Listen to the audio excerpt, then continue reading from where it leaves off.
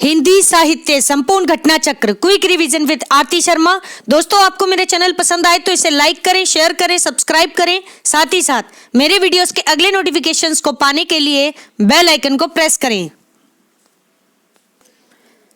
दोस्तों, हम कर रहे हैं हिंदी नेट जेआरएफ परीक्षा चयनित विषय आधारित प्रश्न जून 2009 से जुलाई 2018 तक के प्रश्न पत्र। दोस्तों, आज हम करेंगे जून 2015 का तृतीय प्रश्न पत्र। तो चलिए देखते हैं अपने प्रश्न। गौर करेंगे दोस्तों, हमारा प्रश्न है अंग्रेजी, हिंदी, फ्रेंच तथा जर्मन भाषा में से हिंदी साहित्य का इतिहास सर्वप्रथम किसमें लिखा गया है। तो ध्यान रखें, फ्रेंच भाषा में। ठीक है, सबसे पहले फ्रेंच भाषा में हिंदी साहित्य का इतिहास लिखा गया है और वह इतिहास किसने लिखा है? गार्सा दा तासी ने। किसने?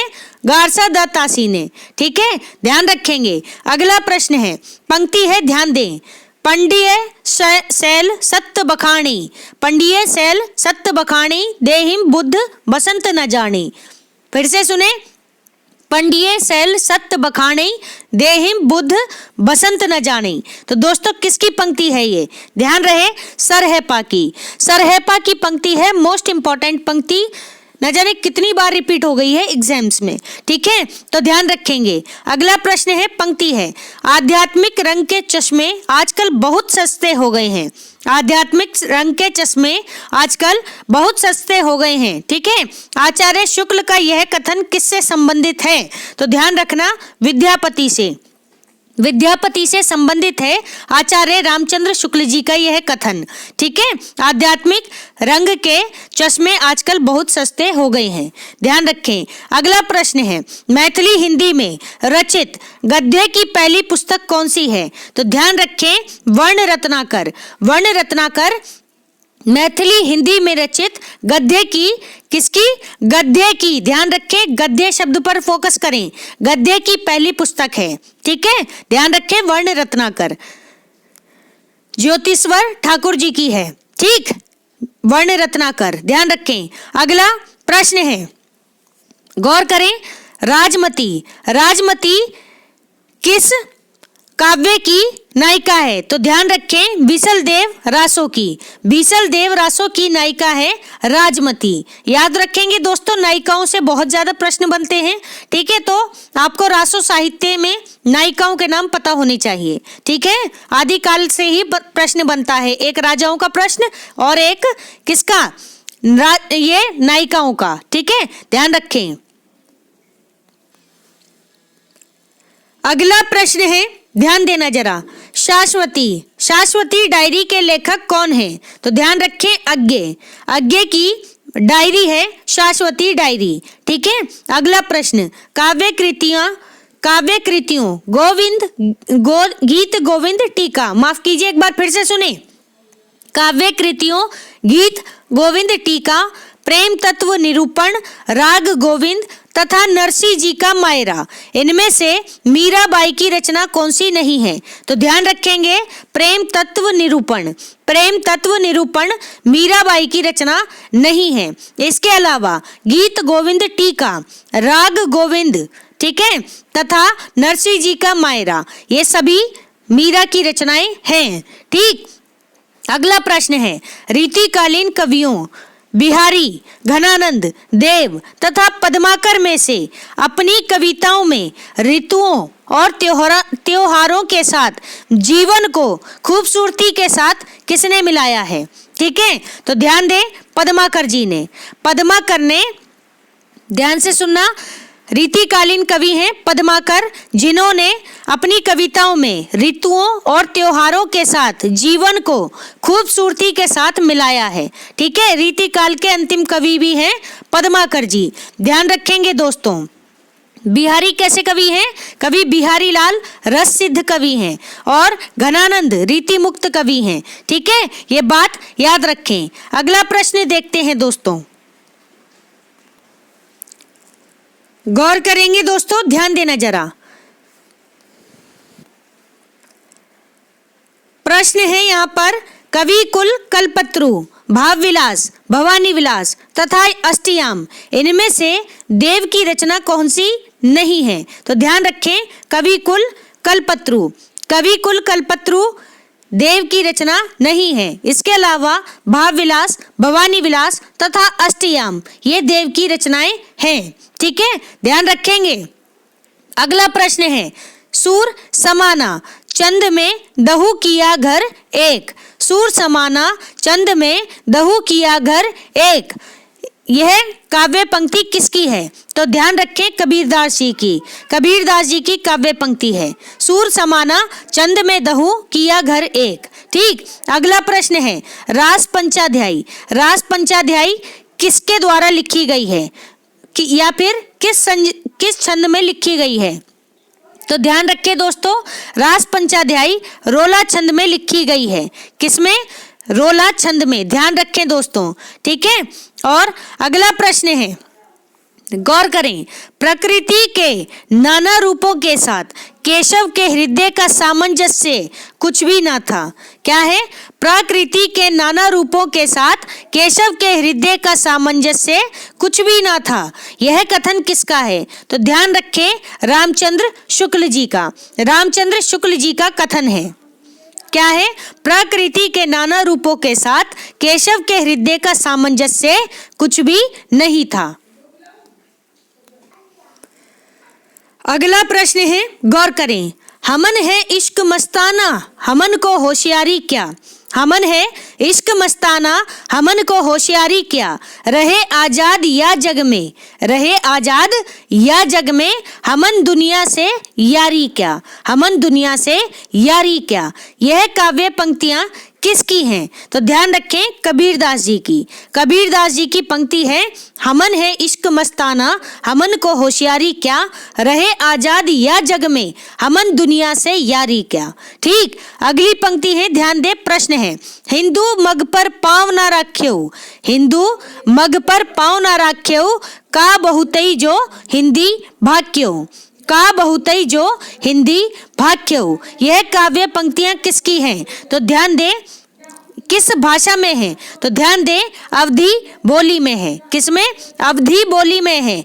क्या है पंक्ति? हिंदू मग पर पाँव ना राख्यो, का बहुतई जो हिंदी भाग्यो, अवधी बोली में है। ठीक है, बाख्यऊ राख्यऊ ऐसे शब्द आए तो समझ लेना अवधी बोली है। ठीक है, ध्यान रखेंगे। और दोस्तों, अगर आपको पंक्ति वाली वीडियोस देखनी है तो मेरे वन लाइनर क्वेश्चंस की प्लेलिस्ट है, उसमें आप भक्तिकाल, आदिकाल, भक्तिकाल, रीतिकाल इन तीनों की वीडियोस देख लें। और इनकी अंतिम वीडियोस जो रहेंगी वो पंक्तियों की रहेंगी। तो सभी इंपॉर्टेंट पंक्तियां मैंने उसमें ली हैं, तो आप चाहें तो वीडियो देख सकते हैं। ठीक है, इसके अलावा घटना चक्र की प्लेलिस्ट है, उसमें सभी प्रश्न व्याख्या सहित आपको मिल जाएंगे। व्याकरण, हिंदी व्याकरण पूरा मिल जाएगा, साथ में हिंदी साहित्य पूरा मिल जाएगा। ठीक है, उसमें एग्जाम पॉइंट ऑफ व्यू से ही सारे क्वेश्चंस हैं। ठीक, इसके अलावा अगर आपको थोड़ा सा डिटेल में चीज़ों को समझना है, क्रम से समझना है, तो आप मेरी रामबाण संकलन वाली वीडियो देख लें, उसकी प्लेलिस्ट देख लें। ठीक है, तो आपको क्रम से आधुनिक काल की सभी विधाएं मिल जाएंगी। ठीक, इसके अलावा एक और प्लेलिस्ट है मेरी, कौन सी? महत्वपूर्ण रचनाएं एवं रचनाकार, जिसमें आपको previous year net question paper में जितनी रचनाएं पूछी गई हैं उसमें से अधिकांश रचनाएं मैंने उसमें ली हैं। ठीक है, तो आपको अगर याद करना हो इम्पोर्टेंट रचनाओं को तो आप देख लें एक बार। और नेट जेआरएफ वाली क्वेश्चन पेपर की भी प्लेलिस्ट है, आप उसे भी देख सकते हैं। ठीक है, तो आप एक बार विजिट जरूर करें चैनल पर। और अगर आपको मेरे चैनल नहीं मिल रहा है तो दोस्तों, हिंदी साहित्य विद आरती शर्मा, हिंदी साहित्य विद आरती शर्मा ऐसे कंटेंट आप यूट्यूब पर सर्च इंजन में पुट करें और आपको तुरंत रिजल्ट मिल जाएगा। ठीक है, मेरा चैनल मिल जाएगा। देखते हैं अगला प्रश्न, गौर करें, एक तनी हुई रस्सी है, एक तनी हुई रस्सी है जिस पर मैं नाचता हूँ, एक तनी हुई रस्सी है जिस पर मैं नाचता हूँ, इस पंक्ति के रचनाकार कौन है? तो ध्यान दें, अज्ञे, अज्ञे की पंक्ति है, एक तनी हुई रस्सी है जिस पर मैं नाचता हूँ। ठीक है, अगला प्रश्न है, गौर करना, युग धारा के रचयिता कौन है? तो नागा अर्जुन। नागा अर्जुन की रचना है युग धारा। ठीक है, ध्यान रखेंगे। अगला प्रश्न है, पंक्ति है, जरा ध्यान दें। शब्द जादू है। शब्द क्या है? जादू है। मगर क्या यह समर्पण कुछ नहीं है? मगर क्या यह समर्पण कुछ नहीं है? इन पंक्तियों के रचनाकार कौन है? तो सच्चिदानंद, हीरानंद, वात्स्यायन। अज्ञे की पंक्ति है। किसकी? अज्ञे की पंक्ति है। शब्द जादू है, मगर क्या यह समर्पण कुछ नहीं है। तो ध्यान रखें दोस्तों अज्ञे की पंक्तियों को। अगला प्रश्न है, गौर करें दोस्तों, क्या है? बीती विभावरी जागरी। बीती विभावरी जागरी, अंबर पनघट में डुबो रही, तारा घट उषा नागरी। अंबर पनघट में डुबो रही, तारा घट उषा नागरी। उपर्युक्त पंक्तियां जयशंकर प्रसाद के काव्य संग्रह में संकलित है। उपर्युक्त पंक्तियां जयशंकर प्रसाद के काव्य संग्रह में संकलित हैं। तो कौन से काव्य संग्रह में? ध्यान रखें, लहर में। लहर से ली गई पंक्तियां हैं। जयशंकर प्रसाद का काव्य संग्रह है लहर, जिससे ली गई पंक्तियां हैं, बीती विभावरी जागरी, अंबर पनघट में डुबो रही, तारा घट उषा नागरी। ठीक है, अगला प्रश्न है, ध्यान दें, अंधा कुआं। अंधा कुआं किसकी नाट्य कृति है? तो बहुत ही जबरदस्त प्रश्न है, जरा ध्यान दें। लक्ष्मी नारायण लाल जी की। लक्ष्मी नारायण लाल जी की नाट्य कृति है अंधा कुआं। ठीक है, वहीं अगर बात करें अंधा युग की, अंधा युग किसकी नाट्य कृति है? तो ध्यान रखें, धर्मवीर भारती की। दोनों नाम सुनने में एक जैसे लगते हैं, लेकिन दोनों के रचनाकार अलग हैं। ठीक है, ध्यान दें, अंधा कुआं लक्ष्मी नारायण लाल और अंधा युग धर्मवीर भारती का गीति नाट्य है। ठीक, अगला प्रश्न है, मल्लिका किसकी पात्र है? तो मल्लिका पात्र है मोहन राकेश के नाटक आषाढ़ के एक दिन की। आषाढ़ का एक दिन मोहन राकेश जी का नाटक है, जिसकी पात्र है मल्लिका। और एक इंपॉर्टेंट पात्र है विलोम, कालिदास। ठीक है, याद रखेंगे दोस्तों। अगला प्रश्न है, देखते हैं।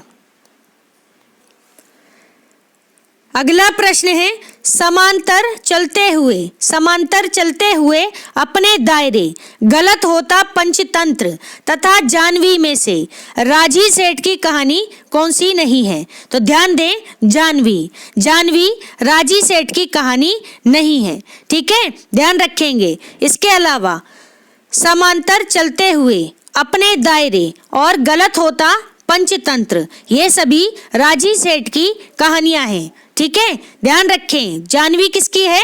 जहां तक है जैनेन्द्र की कहानी है। ठीक है, ध्यान देंगे। एक बार आप भी अपनी पुस्तकों से देख लें, बाकी मैं भी इसे कंफर्म कर लूंगी। मुझे जहां तक लगता है जैनेन्द्र की ही कहानी है। ठीक है, ध्यान दें। अगला प्रश्न है, आधा गांव। आधा गांव उपन्यास में चित्रित गांव कौन सा है? तो ध्यान रखें, गंगौली। गंगौली गांव चित्रित किया गया है आधा गांव उपन्यास में। और किसका उपन्यास है आधा गांव? तो ध्यान रखें दोस्तों, ये उपन्यास है राही मासूम रजा का। राही मासूम रजा का उपन्यास है आधा गांव। एक रचना और है राही मासूम रजा की, कौन सी? टोपी शुक्ला। टोपी शुक्ला इंपॉर्टेंट है, ध्यान रखें। अगला प्रश्न है, महिला पुलिस कर्मियों के जीवन पर आधारित उपन्यास कौन सा है? तो महिला पुलिस कर्मियों की बात हो रही है दोस्तों। गुनाह बेगुनाह। गुनाह बेगुनाह उपन्यास कैसा उपन्यास है? महिला पुलिस कर्मियों के जीवन पर आधारित उपन्यास है, गुनाह बेगुनाह। ठीक, अगला प्रश्न है, छप्पर। छप्पर रचना के लेखक कौन है? तो ध्यान रखें, जयप्रकाश करदम। जयप्रकाश करदम जी की रचना है, दलित रचना है छप्पर। ठीक है, याद रखें, इंपॉर्टेंट है। अगला प्रश्न है, नादान दोस्त, चोरी, कजाकी तथा दो साखियां, सॉरी साखियां नहीं सखियां। ठीक है, एक बार फिर से सुने, नादान दोस्त, चोरी, कजाकी तथा दो सखियां, इनमें से शिशु संवेदना की कहानी कौन सी नहीं है? इनमें से शिशु संवेदना की कहानी कौन सी नहीं है? तो ध्यान रखें, दो सखियां। दो सखियां शिशु संवेदना की कहानियां नहीं है। इसके अलावा नादान दोस्त, चोरी और कजाकी, ये तीनों की तीनों कहानियां शिशु संवेदना पर आधारित कहानियां हैं। ठीक है, अगला प्रश्न है, जरा ध्यान दें, भुवनेश्वर प्रसाद की एकांकी कौन सी है? तो ध्यान दें, स्ट्राइक। स्ट्राइक भुवनेश्वर प्रसाद जी की एकांकी है। ठीक है, ध्यान रखेंगे, स्ट्राइक। इसके अलावा एक एकांकी और है, कौन सी? कारवां, जो कि पहली एकांकी भी है। किसकी है? भुवनेश्वर प्रसाद जी की एकांकी है। तो स्ट्राइक और कारवां दोनों एकांकी ध्यान में रखेंगे। अगला प्रश्न है, भारतेंदु बाबू हरिश्चंद्र जी का जीवन चरित्र ग्रंथ के रचनाकार कौन है? ध्यान दें, भारतेंदु बाबू हरिश्चंद्र का जीवन चरित्र, इस ग्रंथ के रचनाकार कौन है? तो ध्यान रहे, राधा कृष्ण दास। राधा कृष्ण दास की रचना है भारतेंदु बाबू हरिश्चंद्र का जीवन चरित्र। ठीक, अगला प्रश्न, विभक्ति विचार। विभक्ति विचार नामक पुस्तक की रचना किसने की है? तो ध्यान दें, गोविंद नारायण जी ने।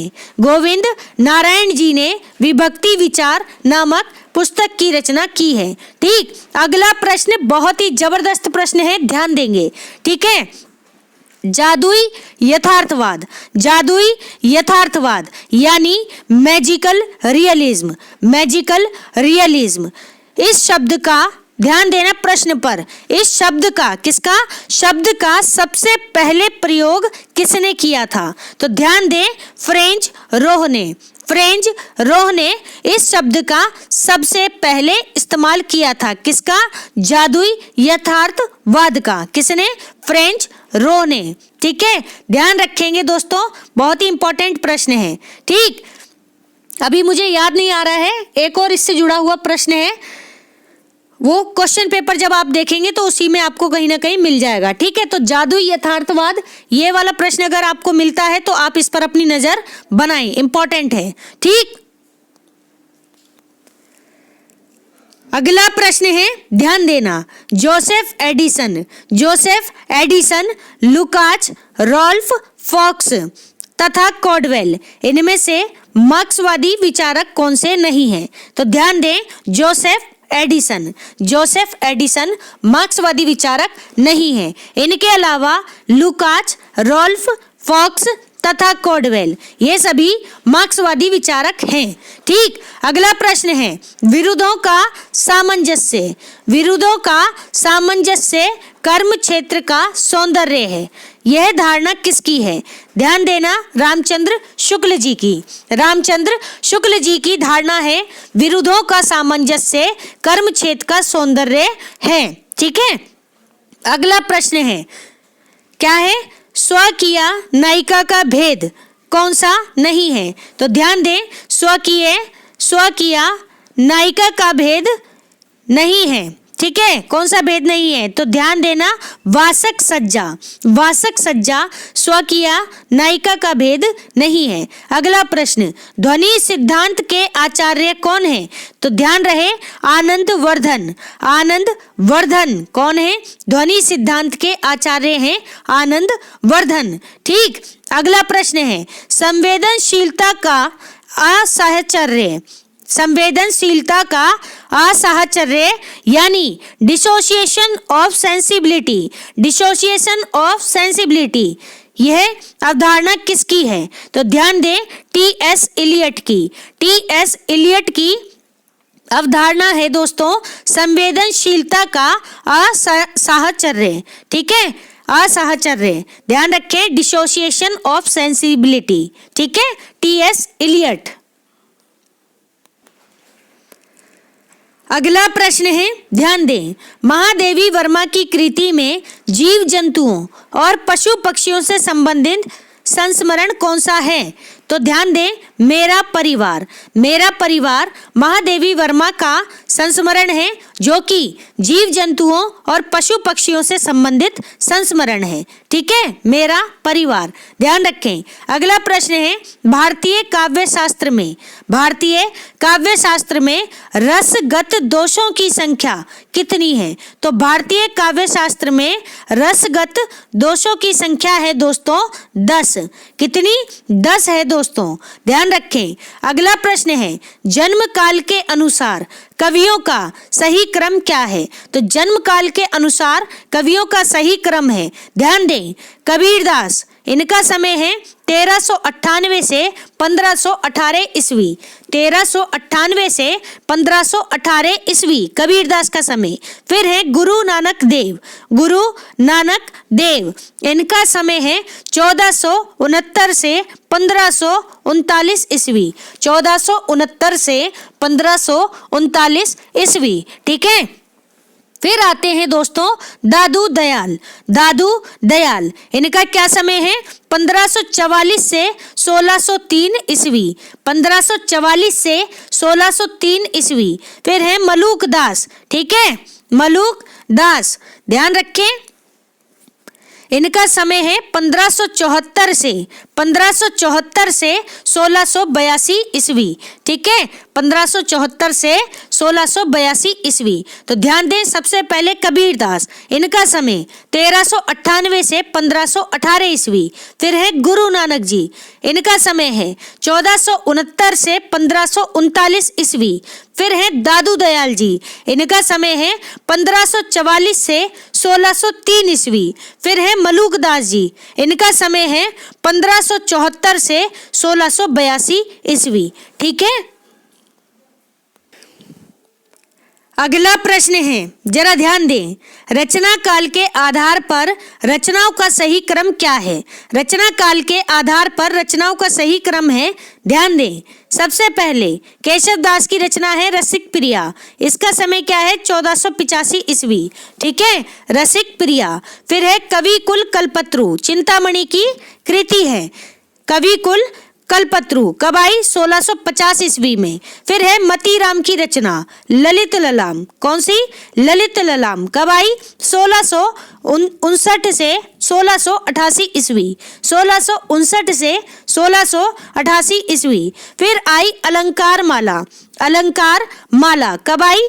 1700 से 1766 ईस्वी। 1766 ईस्वी, याद रखें। तो सबसे पहले रसिक प्रिया 1485 ईस्वी, कवि कुल कल्पत्रु 1650 ईस्वी, ललित ललाम 1659 से 1688 ईस्वी के बीच। फिर है अलंकार माला 1766 ईस्वी, ठीक है। अगला प्रश्न देखते हैं। अगला प्रश्न है, गौर करना जरा, टी.एस. इलियट के आलोचना ग्रंथों का सही अनुक्रम क्या है? तो जरा ध्यान दें। सबसे पहले the sacred would. The sacred would, ध्यान दें, टी.एस. इलियट की रचनाओं की बात हो रही है, ठीक, आलोचना ग्रंथों की। तो सबसे पहले द सेक्रेड वुड, क्या समय है इसका? 1920 से 1921, ठीक है, तो ध्यान रखें समय को भी। फिर है सिलेक्टेड एसेज, तो ध्यान रखें, इसका समय है 1917 से 1932 ईस्वी। फिर है एलिजाबेथन एसेज, इसका समय है 1934 ईस्वी। 1934 ईस्वी। फिर है essays ancient and modern. Essays ancient and modern, इसका समय क्या है? 1936 ईस्वी। 1936 ईस्वी, ठीक है। तो ध्यान दें, टी.एस. इलियट की रचनाएं हैं। अब यहाँ पहले एक नोट देख लो, फिर देखेंगे फिर से इस प्रश्न को। तो नोट क्या है? यूजीसी सीबीएसई द्वारा पूछे गए इस प्रश्न में दिए गए विकल्पों में से कोई भी विकल्प सही नहीं है। हालांकि यूजीसी ने अपने उत्तर कुंजी में यह अनुक्रम सही माना है, ठीक है। तो ध्यान दें, क्या है जो यूजीसी ने सही क्रम माना है वो अब हम पढ़ेंगे, ठीक। जरा ध्यान दें, द सेक्रेड वुड, सबसे पहले द सेक्रेड वुड। फिर है एलिजाबेथन एसेज, ये वाला क्रम याद रखेंगे दोस्तों, ठीक। फिर है सिलेक्टेड एसेज। फिर है एसेज एंशिएंट एंड मॉडर्न। तो ध्यान रखें, सबसे पहले टी.एस. इलियट का आलोचना ग्रंथ है द सेक्रेड वुड। फिर है एलिजाबेथन एसेज। फिर है सिलेक्टेड एसेज। फिर है एसेज एंशिएंट एंड मॉडर्न। ध्यान रखेंगे दोस्तों। अगला प्रश्न है, ध्यान देना जरा, नाट्य शास्त्र से संबद्ध ग्रंथों का सही अनुक्रम क्या है? नाट्य शास्त्र से संबद्ध ग्रंथों का सही अनुक्रम क्या है? तो जरा ध्यान दें, भरत मुनि की रचना है नाट्य शास्त्र, ठीक है। अब जरा ध्यान दें, तो इससे संबंधित ग्रंथ हैं सबसे पहले अभिनव भारती, अभिनव भारती, ठीक है। फिर है जिसका समय है 10वीं शताब्दी, अभिनव भारती, ठीक है। ये टीका है नाट्य शास्त्र की, ठीक। तो ध्यान दें, अभिनव भारती 10वीं शताब्दी। फिर है धनंजय का ग्रंथ, ठीक है। धनंजय का ग्रंथ है दश रूपक। कौन सा? दश रूपक। 974 से 995 ईस्वी, इसका समय है 974 से 995 ईस्वी। फिर है दोस्तों नाट्य दर्पण। कौन सी रचना? नाट्य दर्पण, ठीक है। तो नाट्य दर्पण 12वीं शती, ठीक है। नाट्य दर्पण 12वीं शती की रचना है। फिर है भाव प्रकाशन, ठीक है। भाव प्रकाशन, इसका समय क्या है? 13वीं शती, 13वीं शती, याद रखें। सबसे पहले अभिनव भारती 10वीं शताब्दी। फिर है दश रूपक। अभिनव भारती किसकी है? अभिनव गुप्त की रचना है, ठीक है। और ये टीका है नाट्य शास्त्र की। तो ध्यान दें, अभिनव भारती 10वीं शताब्दी, धनंजय की रचना दश रूपक 974 से 995 ईस्वी। फिर है नाट्य दर्पण 12वीं शती। फिर है भाव प्रकाशन 13वीं शती, ठीक है। दोस्तों, अगर आपको इन रचनाओं के संबंध में अगर आपको वीडियो देखना है तो आप मेरी रामबाण संकलन की प्लेलिस्ट देखें। उसमें अंतिम वीडियो 3 वीडियो हैं, वो आपको नाट्य शास्त्र से संबंधित वीडियो मिल जाएंगे, ठीक है। और सभी आचार्य और उनकी रचनाएं भी मिल जाएंगी क्रम से, ठीक। तो एक बार आप समय निकालकर उन वीडियोस को जरूर देख लें, ठीक है। अगला प्रश्न है, गौर करना जरा, ग्रंथों का सही कालानुक्रम क्या है? तो ग्रंथों का सही कालानुक्रम है प्रेमचंद और उनका युग, प्रेमचंद और उनका युग। तो ध्यान दें, 1952 ईस्वी, 1952 ईस्वी, ठीक है। फिर है ग्रंथ जनांतिक। कौन सा? जनांतिक 1981 ईस्वी, जनांतिक 1981 ईस्वी। फिर है मुक्तिबोध ज्ञान और संवेदना, मुक्तिबोध ज्ञान और संवेदना। कब है इसका समय? 1998 ईस्वी, 1998 ईस्वी। फिर है दोस्तों ग्रंथ कवि कह गया है, कवि कह गया है, ठीक है, 2000 ईस्वी, 2000 ईस्वी। तो जरा एक बार फिर से सुन लें। सबसे पहले ग्रंथ है प्रेमचंद और उनका युग, रामविलास शर्मा का ग्रंथ है। फिर है जनांतिक 1981 ईस्वी। फिर है मुक्तिबोध ज्ञान और संवेदना। फिर है कवि कह गया है 2000 ईस्वी। तो ये सभी ग्रंथ हैं दोस्तों, आलोचनात्मक ग्रंथ हैं, और इनके बारे में डिटेल में आपको देखना है तो आप मेरी रामबाण संकलन की प्लेलिस्ट देख लें। वहां सभी आलोचना ग्रंथ और उनके रचनाकार आपको क्रम से मिल जाएंगे, ठीक है। इससे और साथ ही अगर समय ना हो तो आप ये नेट जेआरएफ वाले प्रश्न पत्र लगाएं, ज्यादा से ज्यादा आप उसकी रिवीजन करें ताकि माइंड में आपकी चीजें सेट हो जाएं, ठीक। देखते हैं अगला प्रश्न। अगला प्रश्न है, गौर करना जरा, हिंदी काव्य शास्त्र कृतियों का सही कालानुक्रम है। हिंदी काव्य शास्त्रीय कृतियों का सही कालानुक्रम है, क्या है?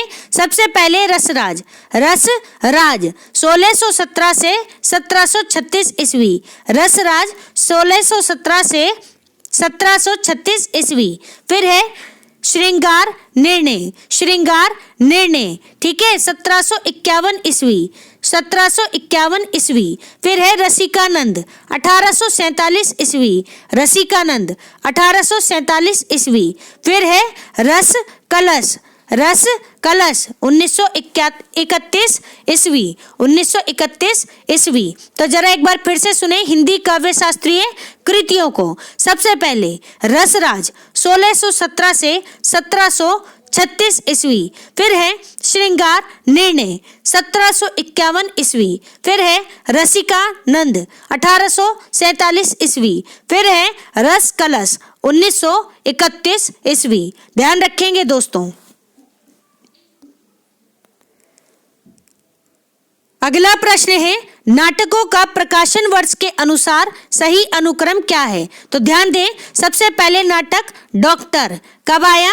1961 ईस्वी में, डॉक्टर नाटक। फिर आया नाटक कर्फ्यू, कब आया?